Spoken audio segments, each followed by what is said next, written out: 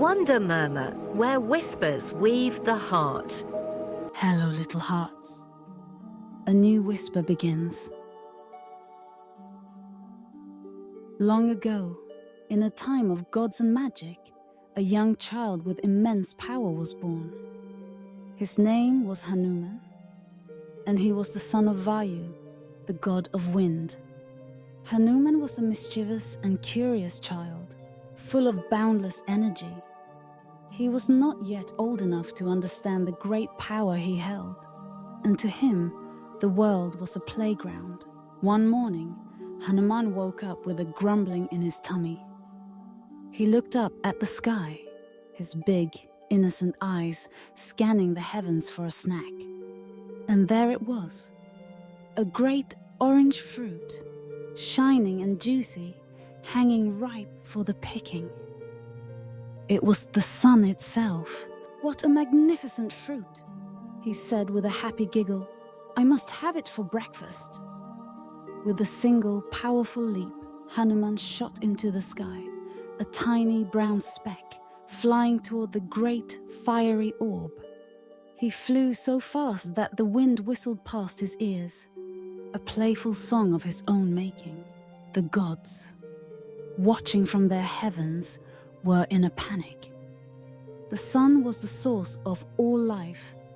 If Hanuman ate it, the world would be plunged into darkness and cold forever. Indra, the king of the gods, was the first to act. He was a proud and powerful king, and he would not let a mere child endanger the world.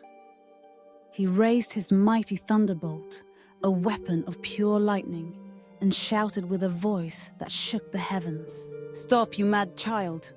Who do you think you are? That is the sun god, not a fruit for you to eat. But Hanuman, in his youthful innocence, did not see the powerful god. He only saw a small man blocking his path, and with a playful swat of his hand, he brushed Indra aside. Indra, furious and humiliated, saw only a child defying his power.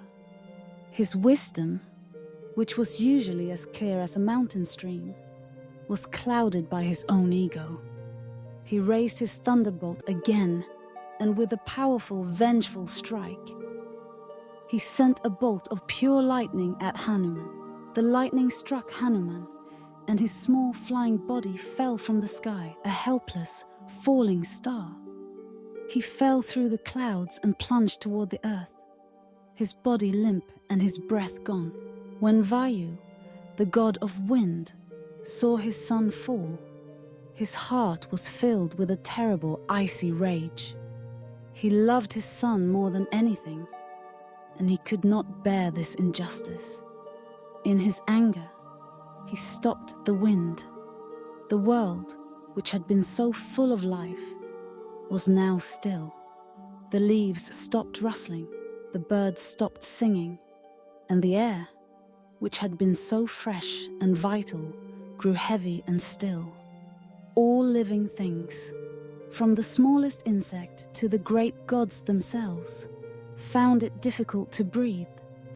The universe was in a state of crisis. The gods, now panicked and filled with a terrible fear, rushed to Brahma, the creator.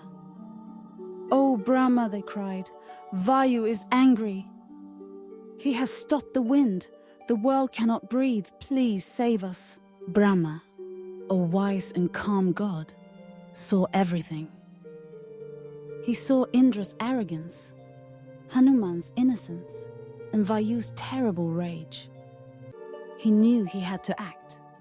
He turned to Indra, his voice gentle but firm.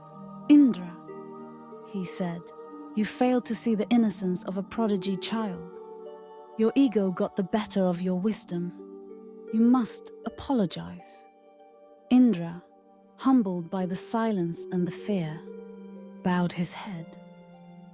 "You are right, Brahma," he said. "I apologize for my foolishness.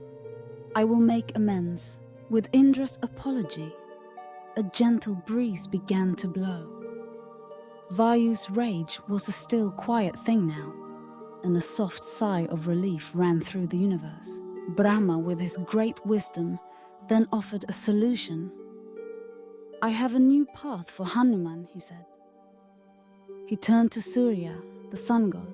"Sun god, will you accept Hanuman as your student? Will you use your great wisdom to shape his immense power and teach him all the good things in life?" The sun god, a noble and wise deity, agreed. "I will teach him all that I know," he said. "He will be my student, and I will be his guide." Brahma then turned to Hanuman, who was now awake and full of a quiet wonder. "Hanuman," he said, "you will have my blessings too. From now on, no weapon will ever harm you, not even the mighty Brahmastra. You will be a hero of great strength and wisdom."